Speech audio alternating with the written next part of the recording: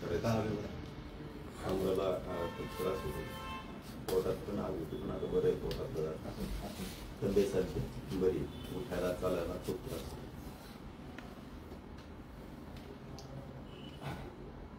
तुम्ही चार उपोषण केले. चौथ्या उपोषणाअंती देखील मराठा समाजाच्या हाती काय पडलं असं तुम्हाला वाटतं? कारण आश्वासनापलीकडे काही पडलं असं दिसत नाही सध्या तरी. नाही, ते बरोबर आहे, पण आंदोलक म्हणून समाजाच्या इमानदारीनं काम करताना शेवटी आंदोलन करावं तर लागणार आहे, संघर्ष तर करावाच लागणार, त्याशिवाय मिळणार पण नाही. त्यांनी आता खात्रीला एक महिन्याचाच वेळ घेतला.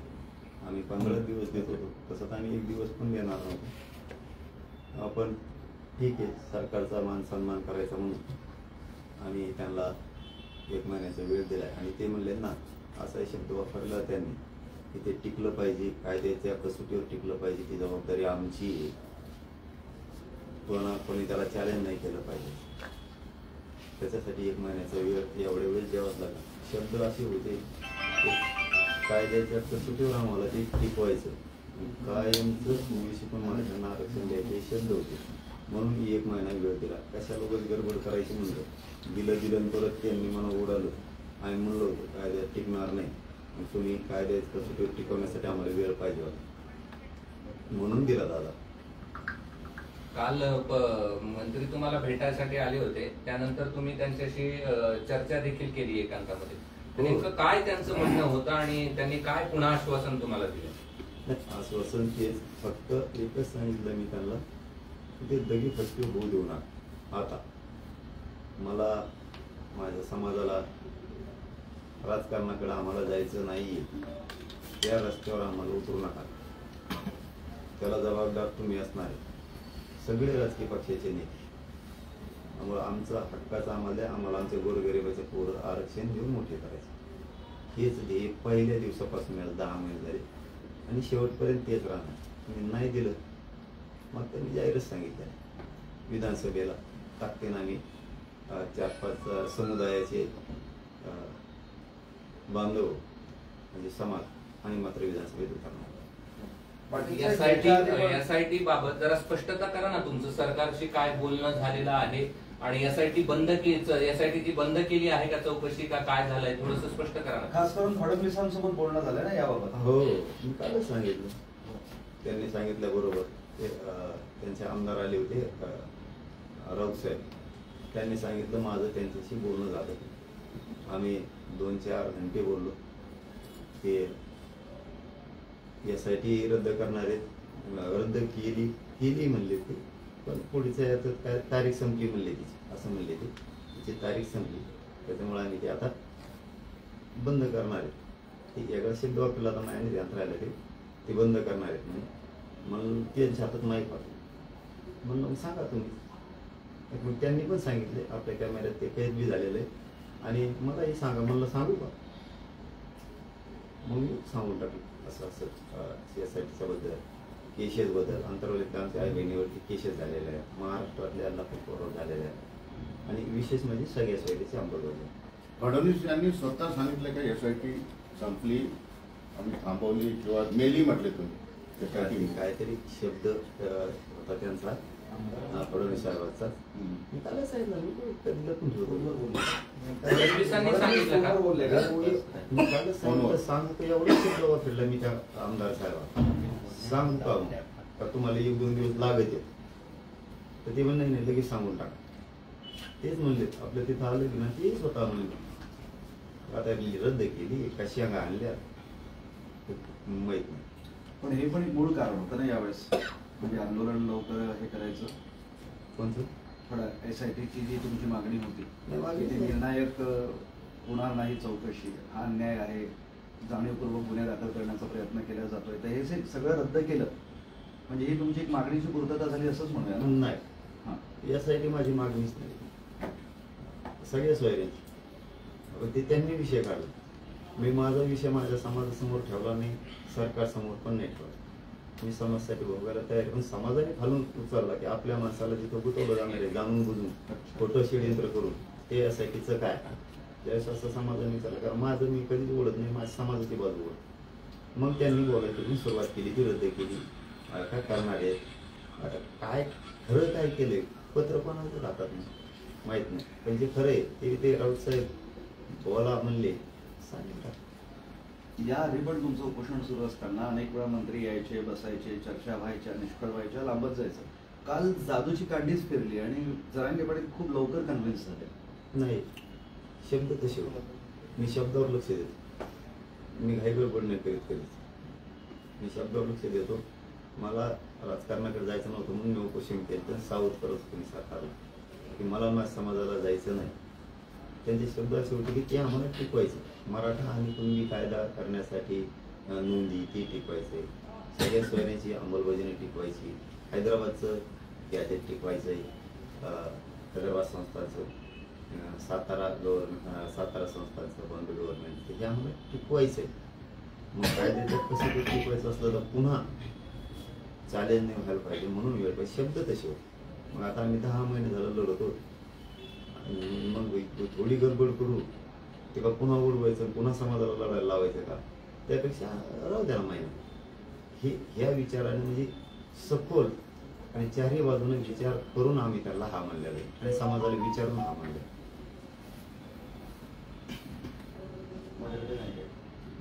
पाटील सगळे सोयरेचं त्यांनी हे काढलं तरी तो चॅलेंज होऊ शकतो, पुन्हा कोर्टात जाऊ शकतो. म्हणजे विधानसभेच्या आधी तुमच्या मागण्या पूर्ण मान्य होतील असं तुम्हाला वाटतंय का विधानसभेत उतरावंच लागेल असं वाटतं? त्याच्यावर तर आपण ठामच आहे. धोका जर आता बसला तर समाजाचा हा सगळ्यात मोठा अपमान असणार आहे. जर आता सगळेजण एकत्र उतरले म्हणजे सत्ताधाऱ्याचा विरोधी सुद्धा द्यायचं म्हणून आता जर धोका दिला ते सगळ्यात मोठा समाजाचा धोका असणार आहे. मग मात्र त्यांचे खूप हाल होणार आहे. मग आता विधानसभेला काय करायचं, लढायचंय पाडायचंय काय करायचं त्याच्यावर समाजाला विचारून आम्ही मोठी बैठक करू, त्याच्यावर मोठा निर्णय जाहीर करणार आहे. कारण आताच बघा ना येताना जे SITच्या टायमाला बहुतेक कसा अंदाज दिसतो SITच्या टायमाला बाकडं न वाजणारे आमदार आता भेटले. आमदार सगळ्या पक्षाचे बहुतेक बाकडं न वाजणारेच भेटायला यायला लागले. कारण समाज शेवटी गरज आहे ना गोरगरीब मराठी. तर गोरगरीब मराठी घरी बसून राहतात. बाकडं न वाजवणारे तुम्ही काय अंदाज आवडले कपा वाजवून 2 आता त्यांनी यासाठी नेमली माझ्या गोरगरीब मराठ्यावर माझ्यावर त्या टायमाला दोन्ही हाताने टेबल आणलेली ते त्या याच्यातले घरातले विधानसभेतले दोघं तिघं असं उठून उड्या आणते ते वरून ढोल वाजल्यासारखं. पण जे नाही वाजलेले आमदार सगळ्या पक्षाचे सत्ताधाऱ्याचे विरोधाचे ते मराठीच्या मागणीच्या बाजूने आता रोज भेटायला येतात. एक असा अंदाज दिसतो की ते वाजणार आहेत ते नाही येत म्हणून भेटायला येणार. आणि काय आम्ही वाईट नव्हतं केलं त्यांनी, नव्हतं ते समाजाच्या विरुद्ध दिशेने ज्यांनी यायला पाहिजे पण झालं यायला लागलेत. शेवटी समाज मोठा आहे.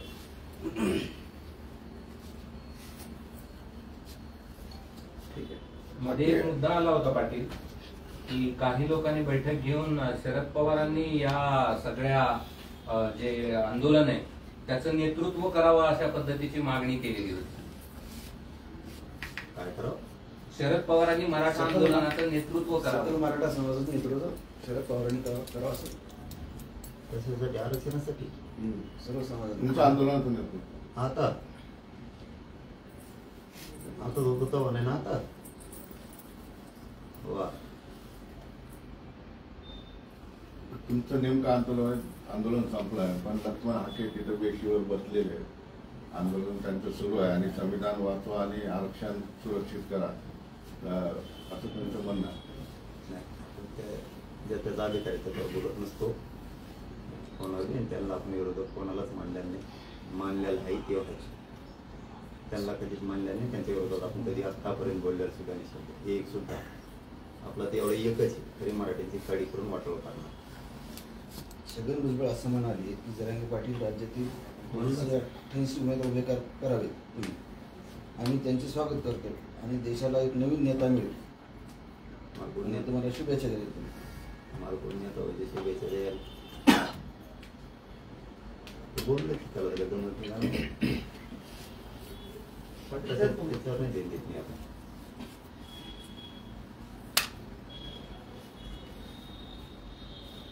सरकार गेल्या वेळेस सातत्यानं सांगत होतं की आम्ही ओबीसी आरक्षणाला धक्का न लावता मराठ्यांना आरक्षण देऊ. काल तुम्हाला स्पष्ट सांगितलंय की त्यांनी आता ओबीसीतूनच आरक्षण देऊ म्हणून?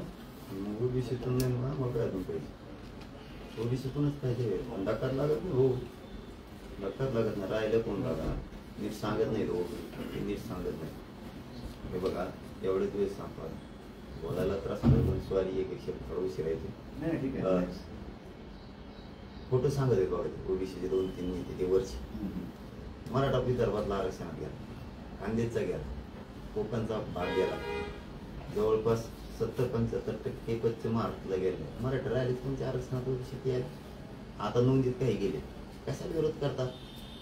माझा तर सल्ला आहे सल्ला देणं इतकं मोठं मी नाही पण माझं म्हणणं आहे त्यांना की तुम्ही उलट मराठ्यांच्या बाजूने व्हायला पाहिजे ओबीसीच्या नेत्यांनी राहिलेले घेऊन टाकले आनंदात असे जाणारच आहे आनंदात घेऊन टाकले तर आपले समस्या चांगले असतील तुम्ही विरोध केला तरी मराठी आज चालले त्यामुळे ओबीसीतूनच घेणार आहे त्याची सुट्टीच नाही मस्त मराठा समाजाची बैठक घेऊन 1 महिन्याच्या नंतर आम्ही डिसिजन ठरवणार 288 द्यायचे का 288 पाडायचे आता आपले द्यायचे सगळ्या धर्माची बैठक घेणार. मी आताच बरीचशी खुलाशा नाही करणार कारण मी जरी रात्री इथं आलो का माझं काम सुरू केलेलं आहे समाजाला कधी उघड्यावर नाही पडून देणार जीव जरी गेला. आमच्या जीवनावर चित्रपट येत आहे संघर्ष योद्धा म्हणून तो आज राज्यभर प्रदर्शित होणार नाही त्याच्यात नाही जीव मा पहिल्यापासून मी त्यांनाही सांगितलं होतं की मला त्या पिक्चरात काही जीव नाही बाबा माझा आरक्षणात जीव आहे मला ही लढाई लढवायची. त्यांना पण शुभेच्छा त्यांनी आज पिक्चर लावलाय पण त्या टाकीला त्यांना मनापासून शुभेच्छा. पण माझं सगळं ध्येय माझं सगळं लक्ष मराठा आरक्षणाकडे माझे मराठीचे लोक पोरं कशी आरक्षण मोठी होती त्याच्यावर माझं सातत्यानं संघर्ष सुरू आहे तो कायम राहणार आहे. मी जरी वेळ देतो सरकारला तरी समाजाचा हित डोळ्यासमोर ठेवूनच देतो. 2 पावलं मागे सरकतो 10 पावलं पुढे जातो. मी मात्र आरक्षण ओबीसीतून घेण्यापासून हटू शकत नाही आणि तिथून पुढं सुद्धा विधानसभेचा जो शब्द दिलेला आहे त्याच्यातून हटणार नाही. फक्त समाजाला विचारायचं मी प्रत्येक वेळेस विचारतो तसं पण ह्या वेळेस एकदा विचारलं की त्याच याच्यावर फायनल होऊन तयारीला लागणार. यांना पाडायचं कापले उभा करायचे 2 प्रकार ठरवायचं म्हणजे पाडण्यात मजा आहे त्याच्यात मोठा विजय आहे कापले उभा करायचं. पाटील तुम्ही सिनेमा बघणार की नाही? मला आता सतत तेच खूप येणार बघू कसं काय मला नादच नाही खरंच ते म्हणजे सध्या मला हे महत्वाचं नसेल आरक्षण लय महत्व. महायुतीला राज्यात फटका बसल्यानंतर देवेंद्र फडणवीस यांनी शपथ घेतली की जोपर्यंत राज्यात जिंकणार नाही तोपर्यंत हार घालणार. माझ्यासाठी तर प्रश्न असं मी राजकीय नाहीच आहे ना. मराठा आरक्षणाचा आंदोलनाचा महायुतीला फटका बसला होता त्याच्यानंतर प्रतिक्रिया हो ना पण मी राजकीय नाही ना त्यामुळे ते माझ्याकडे प्रश्नच येऊ शकत नाही कारण मग मी म्हणलो असं त्यांना हरत नाही घालून मी राजकारणी असतो मी सामाजिक आहे ते मार्गच नाही माझा. आता ते मी घालायचं नाही घालायचं पण आमचं आरक्षण द्या कोणी द्या आम्हाला आरक्षण पाहिजे. तुम्ही तुमचे राजकारण तुम्हाला लगला पण नाही ना दिलं रे बाबा मग मात्र पुढची रणनीती डेंजर असणार. पाटील काल तुम्ही एक सरकारला विनंती केली की आंदोलनाच्या नावावर किंवा माझ्या नावावर 100 कोटी रुपये उकळलेले आहेत असं माझ्या कानावर आलेलं आहे. त्याच्यामध्ये अनेक लोक आहेत काही पत्रकार सुद्धा आहेत असं कळतंय काही सामाजिक कार्यकर्ते आहेत निकटवर्ती आहेत जवळ असलेले पळून गेलेले आहेत वगैरे वगैरे असं कळतंय. ते त्याच्यात सत्यता किती आहे त्याबद्दल काय सांग? नाही सत्यतासाठीच मग मी ते हे केलंय की माझ्या कानावर आले खरं असेल तर सांगा खोटं असेल तर सोडून द्या पण आलेली माहिती खरी मी आपल्याशी 10 महिन्यापासून बोलतोय. तुम्ही चतुर माणसं आहे सगळे कारण खोटं बोललो की तुम्ही स्वाद दाखवा प्रत्येक मी बोललेलो खरं झालेलं मला ऐकायला म्हणजे डीपमध्ये माहिती मिळाल्यावर मी बोललो की खरं असेल तर मला सांगा बाबा मी घेतले असले तरी सांगा माझ्या नावावर कोणी काही केलं असलं तरी सांगा, पण माझा समाज बदनाम नको. माझ्या गोरगरीब मराठ्यांनी खरं सांगतो मला शेतातला एक रुपया कष्टाचा करून कार्यक्रम केलेले, रस्त्यावरती, रोडवरती, गावात, शहरात, कुठं पण भाकरी खाल्ल्यात, मुंबईला गेलेत, उपाशी राहिलेत, साखळी उपोषण केलेत, काहींचे कंपाळाचे कुंकू पुसलेत, काहींचे बलिदानं गेलेत, काहींचे पाय मोडलेत ॲक्सिडेंटमध्ये. माझ्या समाजाचे खूप खूप हाल सहन केले. आणि कोणी जर असं करत असत समाजाच्या जीवात, तुम्ही तुमचं किती काय कमावं त्याबद्दल आमचं दुमत नाही, किती कमावं तुम्ही स्वकष्टानं, माझ्या समाजाच्या जीवावर होणार असलं तर हे मात्र चांगलं नाही. खरं असं मला माहिती नाही, मात्र पण द्या. ते तुमच्या कानावर काय काय आले, कोण कोण आहेत आणि कशा पद्धतीने केलेत, तुम्ही नाव तुमच्या आले, नाव नाही जरी घ्यायचं तर पण कोण कोण नाव आहेत घ्यायचं नाव म्हणजे नाव घेऊन सांगा. नाही ना आले आणखी. मग आता ते बघतोच म्हणले आणि सगळं नाव आले होतं. मी आता कालच नाही सरा परापाच काय डिक्लेअर होईल मी माझ सोडीत नाही तर दुसऱ्याचं कसं सोडीत मी सांगा. ते आणखीन आलेलं नाही पण येतील असं वाटतंय. नाही आलं ते वावराला येईलच तसा, पण वास मात्र 100% येतो. तुम्हाला कळालेलं आहे. हो, पण आता अधिकृत नसल्यामुळं मी ती चौकशी आता सरकारलाच करा म्हणणार ना, पण दुसरं कोणाला बघा म्हणणार आहे. शेवटी चौकशी करून मला सांगा. दुसरा प्रश्न असा आहे की लोकसभा निवडणुकीपूर्वी ज्यावेळेस तुम्ही 3 उपोषणे केले आणि इथं येऊन थांबले त्यावेळेस फारसं कोणी असं खासदार, आमदार, मंत्री म्हणजे सत्ताधारी ते शिष्टमंडळापैकी यायचे लोक, पण आता मात्र लोकसभा निवडणुकीच्या निकालानंतर झाडून पुसून खासदार इथे येत आहेत जे मराठ्यांनी मतदान केलेलं आहे. तुमच्या आंदोलनाचा इफेक्ट असंही वाटतं की ते तुमच्यामुळे निवडून आले. त्यांचं मोठेपणा मला म्हणता येत तसं, कारण मी राजकारणात नाही, मी काय निवडून आणा म्हणून नाव घेतलं नाही त्यांचं, पण बहुतेक ते टेबल वाजणारे नसावेत म्हणून घेते असा अंदाज दिसतो.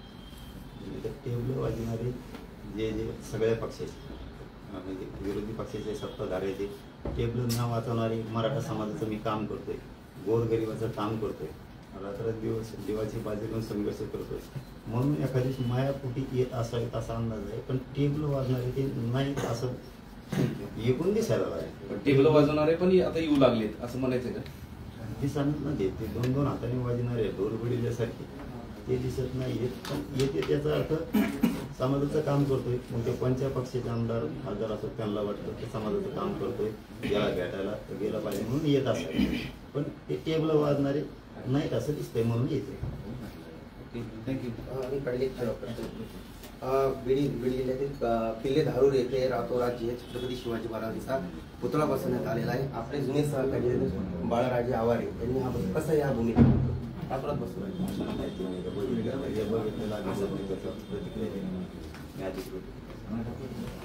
व्हिडिओ आले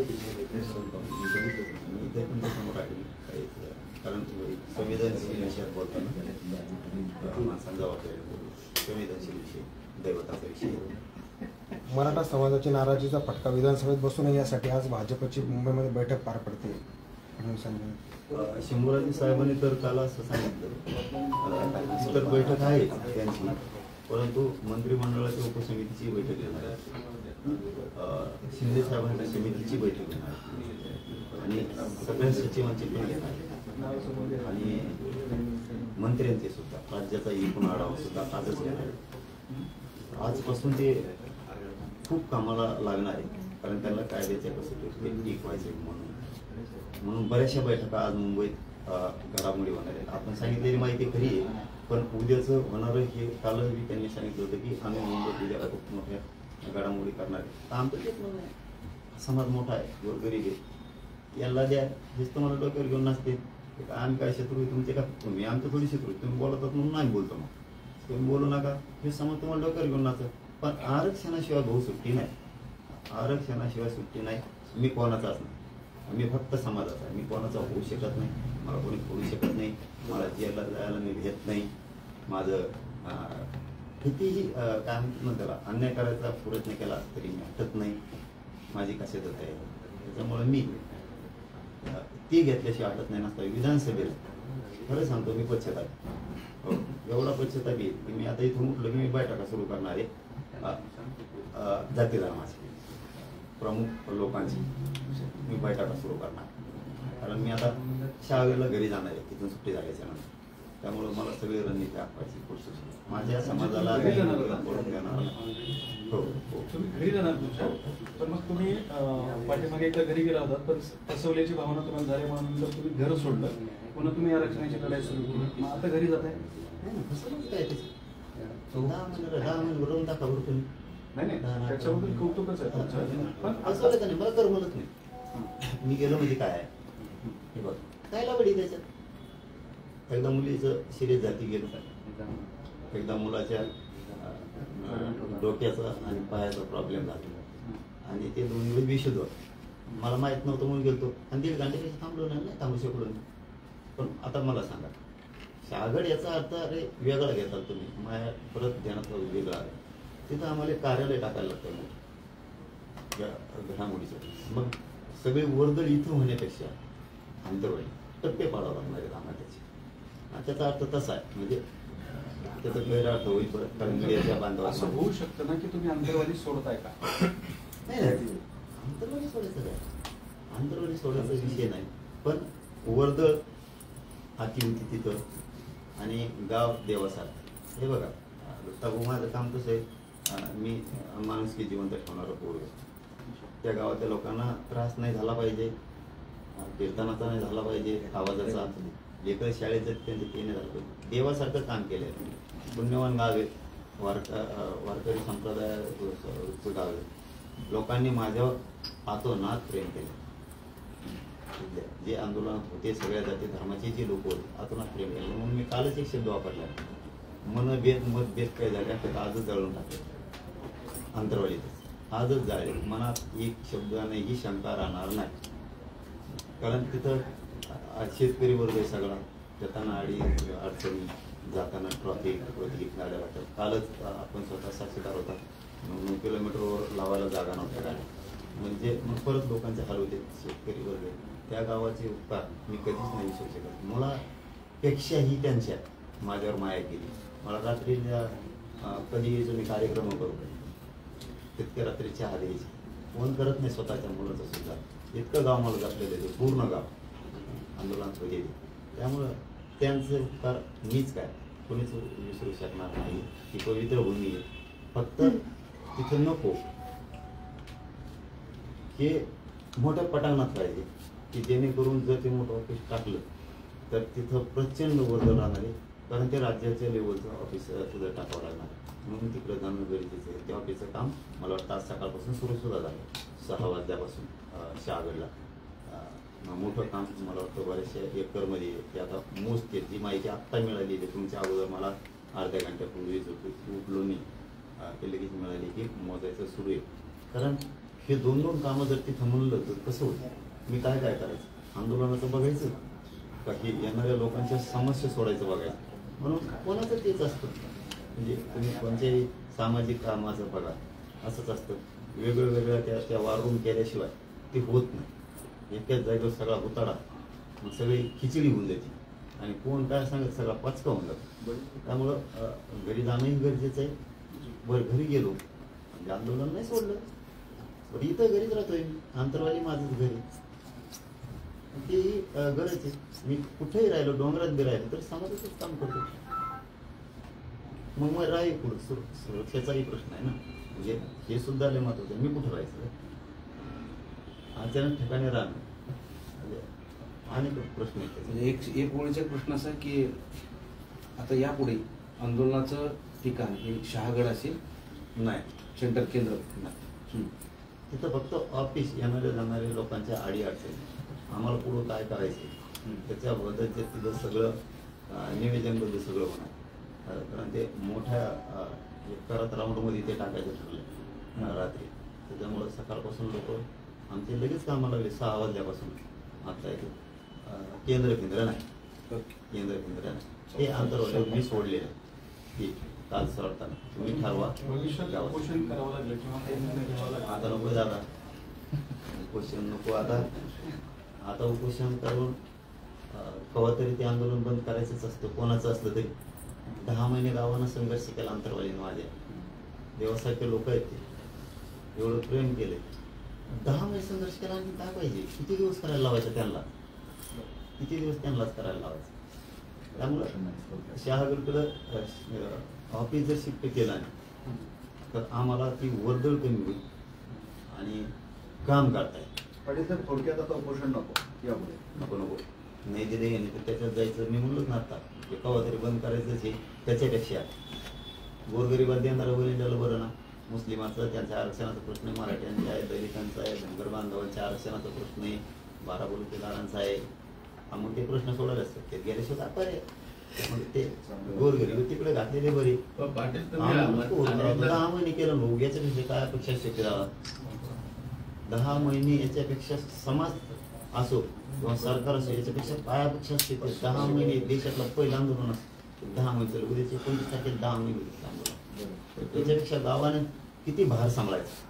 त्या गावाचे खरंच कधीच उपकार नाही शकते. पाटील, तुम्ही नेहमी म्हणायचे उपोषण एवढा हत्यार धारदार कोणतंच नाही आणि आता तुम्ही उपोषणच नको म्हणता. मला उठता येणार ना. मला उठता येणार, चालता येणार. मी आज मला तोंड धुवायला सुद्धा तिकडे जात आहे. 2-4 दिवस पूर्ण झालं ना. टोको आज सुद्धा आहे. हे बांधलं रात्री. आता त्यांनी हे सगळं काढलं हाताचं ते सलाईंचे आणि हे सुजल्यामुळे काढलं. इकडे शीट सापडा नव्हून थांबलं. उपोषण करीन ना. वेळ आली तर पुन्हा मी मरायला तयार. फक्त तसं नका मला काही दिलं शब्द ते घरी काम गेले असं नाही. मी कुठं राहील ना तरी मी जवळपास 19 वर्ष झाले समाजासाठीच मरायला तयार. मी घरी असो, घराच्या बाहेर असो किंवा मी कुठे असो, मी समाज सोडून काम करत नाही. घरी राहिलं तरी मला त्याच्यासाठी लढायचे. आंतरवालीत राहिलं तरी त्याच्यासाठी लढायचे. 6 पिंपळगावला राहिलो तरी मला त्याच्यासाठी लढायचं. बांगडी वडी काढत राहिले तरी मला त्याच्यासाठी लढायचं. आणि जर ठरवलं मला एखाद्या डोंगरावरच आंदोलन करायचं तरी मला संघर्षच करायचा. तुम्हाला कळतं कुठं राहील ते. Okay, thank you. चला, ओके. डोंगरावर करताना आम्हाला पण आता डोंगरच पॉईंट निवडणार. पुढच्या आंदोलनात मी ओके. कोणत्या गावालाच निवडणार नाही राहिली. तुमच्या काही जण करमणार नाही ना उपोषण तुम्ही गेल्याशिवाय.